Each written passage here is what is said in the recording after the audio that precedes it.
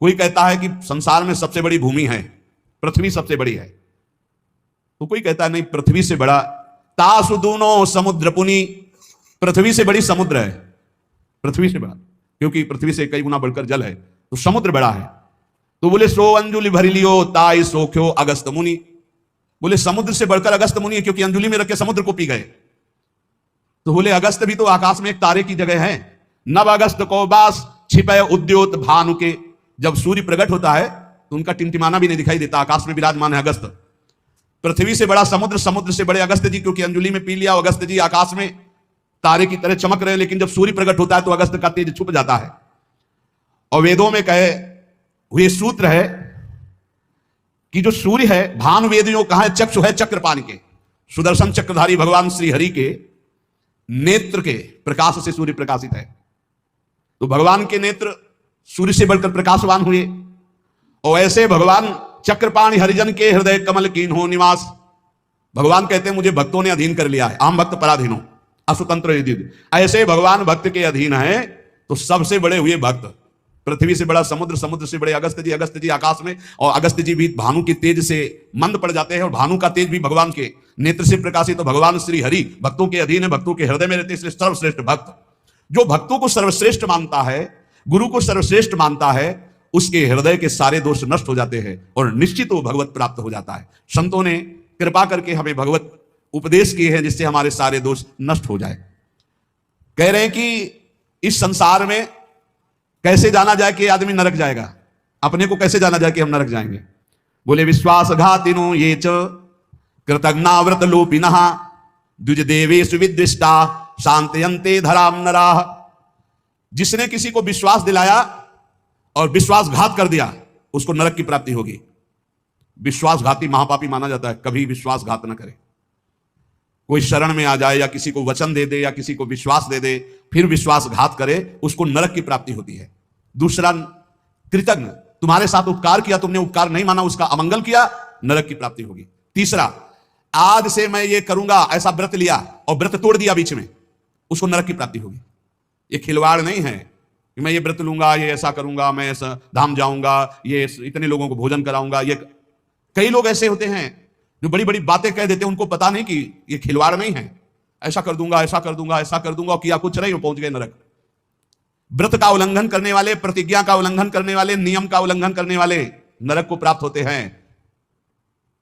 मैं इतनी परिक्रमा करूंगा, मैं ऐसा करूं, कुछ भी नहीं। कोई नियम को ऐसे मत लो कि मैं ये करूंगा, हे प्रभु की इच्छा होगी, समय रहा, जीवन रहा तो हो जाएगा, नहीं रहा, सामय के मर गए तो। ये बात ध्यान रखिए, आगे चलकर मैं सन्यास लूंगा, विरक्त होकर वृंदावन वास करो, नरक जाओगे। अगर नहीं विरक्त हुए तो मैं इतना यहां मंदिर बनवा दूंगा, नहीं बनवा, नरक जाओगे। वचन संभाल के बोलो, आज से मैं कुछ दिन व्रत रहूंगा। बकवास करना बंद कर दे तो जीवन उन्नति में हो जाता है। शाम का भोजन नहीं करूंगा, एकांत भजन करूंगा, नहीं भोजन मत करना, लेकिन सेवा करो, भजन करो। समझेंगे? वाणी को ऐसे बिखेरते चले जाते हैं।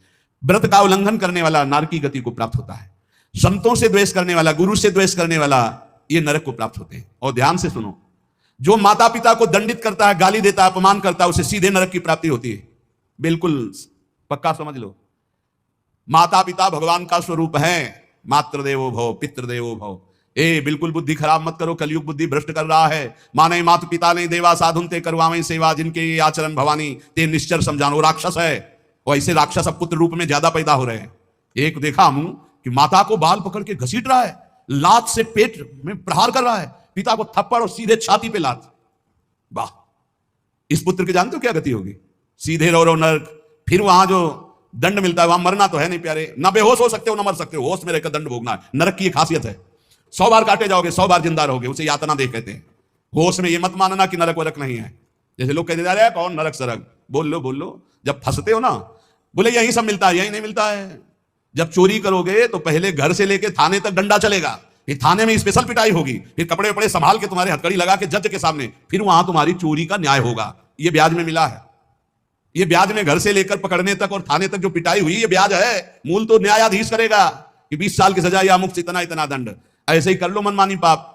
यहां जो ठोकर और रोग है, ये तो ब्याज है, मूल तो नरक में भोगना पड़ेगा। जो माता पिता का त्याग कर देता है उसे नरक की प्राप्ति होती है। जो माता पिता को दंड देता है, जो माता पिता को गाली देता है, और जो अपनी पाणी ग्रहण की हुई स्त्री को निर्दोष स्त्री को नाना प्रकार के दोषारोपण करके दंड देता रहता है, कलह मचाता रहता है, ऐसे पुरुष को नरक की प्राप्ति। और जो अपने सज्जन पति का त्याग कर पर पुरुष का अनुसरण करती, ऐसी स्त्री को नरक की प्राप्ति होती। जो गुरुजनों को कठोर वचन बोलते हैं, जो गुरुजनों का आदेश का पालन नहीं करते, उनका पोषण नहीं करते, जो देवता ब्राह्मण और निर्बलों का धन का अपहरण कर लेते हैं, ऐसे मनुष्यों को नरक की प्राप्ति होती है। जो मदिरा पान करते हैं, सुन लीजिए, ये चे मध्य रता पापा द्वित कर्म रतास तथा। हमारा शास्त्र कहता है भारतवासी हो, विदेशी नहीं हो तुम, इस भूमि में जन्मे हो, यदि मदिरा पियोगे तो नरक का रास्ता पक्का कर रहे हो। बोले इसमें तो कोई हिंसा नहीं, लेकिन शास्त्र निषेध है। ये च मध्य रता पापा द्वित कर्म रतास तथा। जो जुआ खेलते हैं, मदिरा पीते हैं, और जो साधु वेश रख के पाखंड करते हैं, इनको सीधे नरक की प्राप्ति होती है। यहां जो वर्णन हो रहा है वो बीच में विश्राम नहीं, सीधे नरक, बिना रोक टोक के। जो माता पिता को दंड देते हैं, जो निर्बलों का धन अपहरण करते हैं, जो देवताओं का धन अपहरण करते हैं, देव मंदिरों का, जो पापी मदिरा पीता है, जुआ खेलता है, जो पाखंड करता है साधु वेश में, इन सबको नरक की प्राप्ति होती है। ऐसा थोड़ी कि तुम साधु वेश रख लिए तो तुम चक्रवर्ती हो, जो चाहो सो कर सको, नहीं।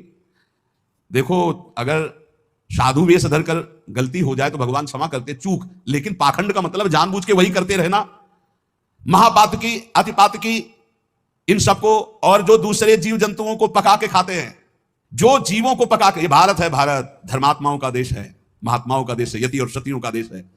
यहां एक कबूतर के लिए अपने शरीर को काट के तराजू पे रख दिया, ये वो राजाओं का देश है, वो प्रजा का देश है, जो शरणागतों के लिए जीवन अर्पित कर दे। यहां जो जीव जंतुओं को पका के खाते हैं, भैया सुन लो, ये जो मांस मछली वंडा खाने वाले, बोले और तो कुछ हम नहीं खाते, मछली खाते। तो मछली में जीव नहीं? बोले नहीं, पानी की तरोई है। हाँ हाँ, हमसे बोले एक तरोई जो होती है वो जमीन में छेलती है, ये पानी की तरोई है मछली। हाँ, पानी की तरोई है वो। बनोगे तुम भी पानी की तरोई, तैयार हो जाओ, फिर तुमको सीधे मिर्ची की तरह तल के कढ़ाई में जिंदा फिर खाएंगे। वो काल स्वरूप भगवान है। अर्जुन को दिखाया कि देखो भीष्म द्रोणाचार्य लौंग इलायची की तरह फंसे हमारी दाढ़ों में, होश में रहो, शास्त्र आज्ञा है। जो दूसरे जीव जंतुओं को मार के उबाल के बोले हम तो नहीं इसे पर खरीद के लाते हैं, वैसे ही भोग मिलेगा, दंड मिलेगा। और सुनो, जो सत्कर्म का संकल्प करके सत्कर्म नहीं करते, सत्कर्म का संकल्प लेके, सत्कर्म का ये करूंगा, ये दूंगा, ये कभी मत बोलो, जबान से कर दो, कर दिया, जबान से बोल दिया और किया नहीं तो नरक जाओगे। जो दूसरों को सदैव कष्ट ही देता रहता है, जो शास्त्र और धर्म के विरुद्ध चलता है, शास्त्र के अनुसार चलने वालों का उपहास करता है, जो दूसरे की जीविका छीन लेता है, जो द्वेषवश महामहिम गुरुजनों की निंदा में प्रवृत्त होता है, वे सब नरक जाते हैं। जो दाता दान दे रहा है और वो जाकर उसको भड़का के रोक देते हैं, नरक जाएंगे, दाता भी और भड़काने वाला भी। जो पाप कर्म के लिए प्रेरणा देता है, जो अनाथ उनको पीड़ा पहुंचाता है, इन भूतल पर ऐसे लोगों को नरक की प्राप्ति होती है और ये पाप उनको घोर दुख में, नरकों में ढकेलते हैं। ब्रह्मण्यम पुण्यमुत्सृज्य ये द्विजा लोभ मोहिताः कुकर्म युपजीवन्ति ते वै निरयगामिनः नरकगामी। ध्यान से सुनना, जो ऊंचे कुलों में जन्म लेकर के निम्न आचरण करते हैं, न संध्या है, न बंधन है, न अर्घ देना है, बस मनमानी पापाचरण, सीधे नरक, खिलवाड़ नहीं है। तभी कलयुग ने ब्रह्मा जी से कहा था चिंता मत करो। जैसे बड़े भैया ने सतयुग ने कहा हमारे राज्य में कोई नरक नहीं जाएगा, फिर छोटे भैया त्रेता जी ने कहा कि हमारे राज्य में भी जैसे बड़े भैया का राज्य वैसे ही रहेगा। द्वापर ने कहा आज्ञा पालन की कोशिश करेंगे। तो कलयुग ने कहा ब्रह्मा जी से वचन देते हैं, भूल चूक से कोई स्वर्ग या परम पद चला जाए, सीधे नरक भेजेंगे, हाउसफुल, नरक हाउसफुल रहेगा। देख लो ना, यही लक्षण है, जो लक्षण है उनको देखो प्राय। जो लोभ से मोहित होकर परम पवित्र कुलों में जन्म कर होकर के अपने कुल धर्म का त्याग करके पापाचरण करते हैं, ऐसों को नरक की प्राप्ति होती है। जो भगवान को गालियां देते हैं, नास्तिक हैं, इनको नरक की प्राप्ति होती है। जो धर्म की मर्यादा को भंग करते हैं, उनको नरक की प्राप्ति होती है। जो कामी पुरुष दूसरे की स्त्रियों के साथ या कामी दूसरे पुरुषों के साथ, उनको नरक की प्राप्ति होती है। ध्यान दे दे, भारत है, धर्म विधान है। अब आप कह दो कि नहीं कानून नहीं, ये कानून, ये भागवतिक कानून है, भगवान का बनाया हुआ है, तुम्हें भोगना पड़ेगा। होश में सत्संग सुनाने के लिए ये बड़े बड़े शास्त्रों से, महर्षियों से इसीलिए चयन करते हैं कि तुम्हारे और हमारे होश ठीक रहे। ये भारत है, ये धर्म भूमि है, यहां मनमानी आचरण नहीं कि पतिवंचक परपति रति करई, गोस्वामी तुलसीदास जी, रौ नरक कल्प सत परई, ऐसे पुरुष के लिए भी है। जो दंभ करता है, जो किसी को दान देने की बात कह के पलट जाता है, उसे नरक की प्राप्ति होती है। जो दूसरों की चुगली करता है, जो अभिमान में भर करके दैन्य पुरुषों को सताता है, ऐसे लोग होते हैं। जो झूठ बोलता है बात बात पे, उनको नरक की प्राप्ति होती है। जो अपनी बात कह के सीधे पलट जाता है, जो दूसरों का धन हड़प लेता है, जो दूसरों को निष्कलंक होने पर भी कलंक लगाता है, ऐसे लोगों को नरक की प्राप्ति होती है। जो पराये सुख और संपत्ति को देखकर जलते हैं, जो प्राणियों के प्राण लेने में बड़े सुख का अनुभव करते हैं, तलछा तलछा कर मारते हैं। बहुत निर्दयी लोग हैं, बहुत निर्दयी लोग। ये जलाते हैं पशुओं को, ऐसे पैर बांध दिए, ऊपर ऐसे सरिया डाल के उसमें पैरों में, और नीचे आग लगा दी। धीरे धीरे घंटों में तड़प, अब मुंह बंधा, आवाज नहीं निकल, तड़प तड़प करो, मर रहे हैं। और वो 4-10 बैठे हंसी मजाक कर, करो करो मजाक करो। यमदूत ऐसे ही बांधेंगे, बिल्कुल ऐसे ही। और वहां यहां एक दिन तुम ऐसा पाप करोगे, वहां सैकड़ों वर्ष उसका भोगना पड़ेगा। जैसे 15-20 मिनट पाप कर ले, कत्ल कर ले, व्यभिचार कर ले, पूरे जीवन जेल में रहना पड़ेगा, फांसी भी हो सकती है। ऐसे ही यहां एक पशु को तुमने जलाया, आनंद लिया, वहां हो सकता है कि एक कल्प तक तुमको जलाया जाए। जैसे यहां एक 15 मिनट का अपराध, आजीवन कारावास। होश में ये नहीं मानना कि नरक स्वर्ग सब व्यर्थ है। जो लोग पराई स्त्री को फुसला के फंसा के दुराचार करते हैं, मार देते हैं, जो लोग कुआं, बगीचा, पोखरा, पौशाला, इन स्थानों को अपवित्र करते हैं व्यभिचार के द्वारा, मलमूत्र त्याग के। मान लो पानी है, पानी में मलमूत्र करना, पानी में व्यभिचार करना, ऐसों को सीधे नरक मिलता है, सीधे नरक। पोखरे में, कुएं में, बगीचे में जो अपवित्र आचरण करते हैं, उनको नरक की प्राप्ति होती है।